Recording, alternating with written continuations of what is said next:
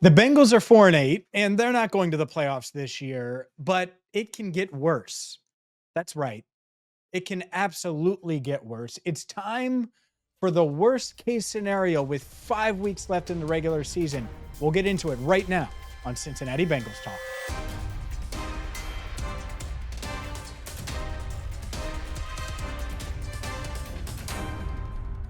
Hi again, everyone, and welcome in to Cincinnati Bengals Talk. I'm James Rapien of BengalsTalk.com. Hit that subscribe button, ring the bell, join the 49,000 plus Bengals fans that have hit that subscribe button, and do it on our march to 50,000. Please and thank you. If you're looking for more Bengals coverage, obviously check out BengalsTalk.com. Today's video is brought to you by SeatGeek. Make sure you use promo code CincyTalk, that's CINCY Talk, for $20 off your first purchase in the SeatGeek app. And let's get into it, because outside of health, and no, this is not me talking about health and potential injuries, there's one worst case scenario for the Cincinnati Bengals, and it isn't losing.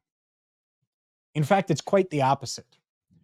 If you can see the book to my right here, Enter the Jungle, which you can get at CincinnatiBengalsBook.com or wherever books are sold, I chronicle season by season, every single season in Bengals history.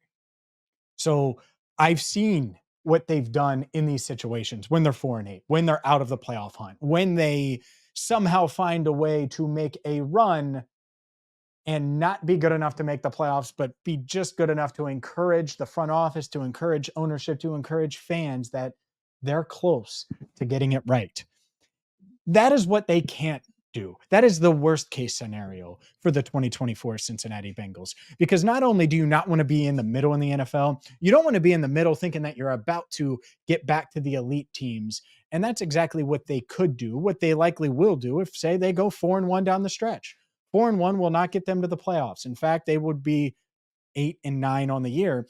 And yet, if you finish 4-1 and you end the year with a big road win over Pittsburgh, well, you could totally, and by the way, they might not be playing for anything. You could totally see the path where the Bengals would say, Lou kind of figured it out over the final 5 weeks, or Zach Taylor figured it out, or maybe we should bring back insert free agent that hasn't worked that should probably be cut, or insert veteran that isn't playing well that should probably be cut.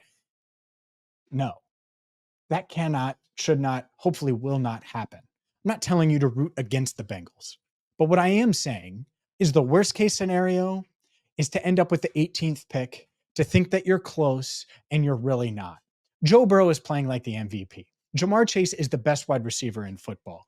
When those guys are on the field, you should have a chance to beat anybody, and they do. And that is why going 4-1 or 3-2 could certainly be in the cards for the Cincinnati Bengals team. And yet at the same time, I look at that and I say that out loud, and I hate it. I hate the idea of picking 18th, missing the playoffs for a second straight year, and being in the middle, pretending that this team is close. They need to make big changes this offseason. And the only way to do that, in my mind, the only way they will view that and understand that and digest that and make those changes is by maybe winning a game or two down the stretch. You finish with 6 wins, it's hard to say, oh man, 6-11, we're close. You get to 8 wins, you don't feel great. Even 7-10, it's like, oh, well, game here, game there, a lot of one-score games. You could convince yourself. If the Bengals go 2-4 or worse down the stretch, I don't think they can even sell themselves on the idea that they're close. And you don't want them to be able to do that. Time and time again, they've done that in Bengals history during the Marvin Lewis era. If you remember that, certainly before that, in the 90s, early 2000s, that was the case. They would win a couple of games down the stretch, even dating back to the 70s and 80s. Win a couple of games down the stretch. We're not that far away. Not that far away. It can come together. No, it can be turned around. It can happen. They can be very, very good and contend in 2025. And we have plenty of time to talk about the changes, the things that need to happen. But the last thing I want, the worst case scenario, is for this Bengals team, Joe Burrow, Jamar Chase, playing at an elite level, to end up in the middle and think that they're close. Joe is amazing. Jamar is amazing. T. Higgins is really good, but might not be on the team next year. You have to realize that you need big changes, that big changes are needed. And so what does that mean? You got to lose some of these games down the stretch. The worst thing the Bengals could do is end up in the middle. Or, by the way, or win out and find a way to get into the playoffs. That's the other element. Go ahead and do that. There's a very low percentage chance that that happens, but fine. You want to talk about the winning element? Go 5-0, get into the playoffs, and then we'll talk. Fine with that. Not saying that I don't want that to happen or that you should root against that happening. It's just not going to happen. And so what you don't want to do is go 3-2 or 4-1 down the stretch, be at home in January when it matters, and be picking worse and thinking that you're close. This Bengals team is not close.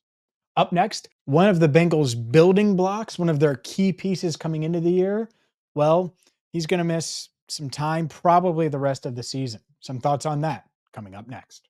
Today's video is brought to you by SeatGeek. With over 28 million downloads, SeatGeek is the #1 rated ticketing app, and it's the app you need if you plan on watching the Bengals in Dallas, or maybe you plan on going to Nashville to watch them play the Titans or end the regular season against the Steelers. Well, SeatGeek has all of the options that you need to make the best purchase, to get the best seats, to get the best deal.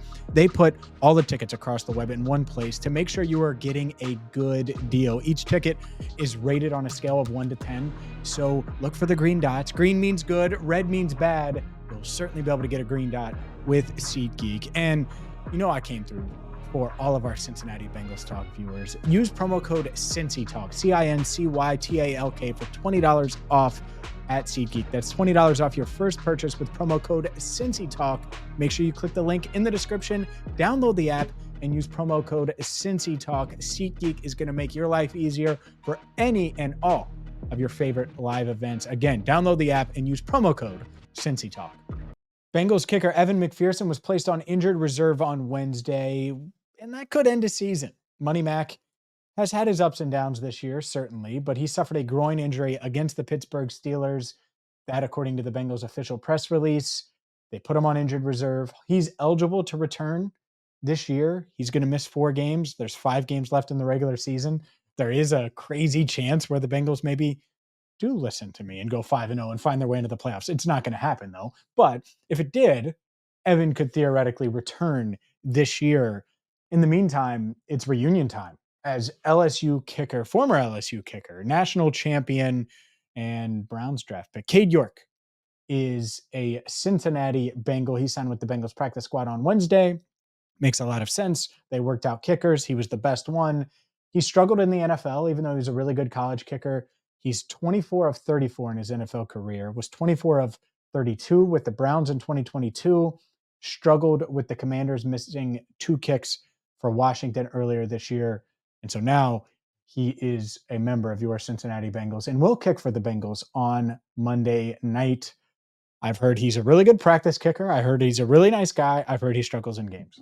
So we'll see if he continues to struggle in games. I'm not judging. Cade York, you're the captain now of this kicking operation, which has been a roller coaster all year long. And who knows, maybe the Bengals just won't kick. Maybe they'll just go for it every single time and hope that Cade York is only kicking extra points. Please hit that subscribe button, ring the bell, and wow, just a wild year just gets that much more wild. I mean, it's been crazy. One of the staples of this year was Evan McPherson. You thought for sure Evan would be one of those guys. I thought Cam Taylor-Britt would be one of those guys. And both guys just going down, well, trending in the wrong direction. We'll put it that way. Thank you so much for watching. Make sure you support SeatGeek by using promo code CincyTalk for $20 off. And for Andrew Foxmiller, I'm James Rapien. Please hit that subscribe button. And until next time, thank you so much for watching Cincinnati Bengals Talk.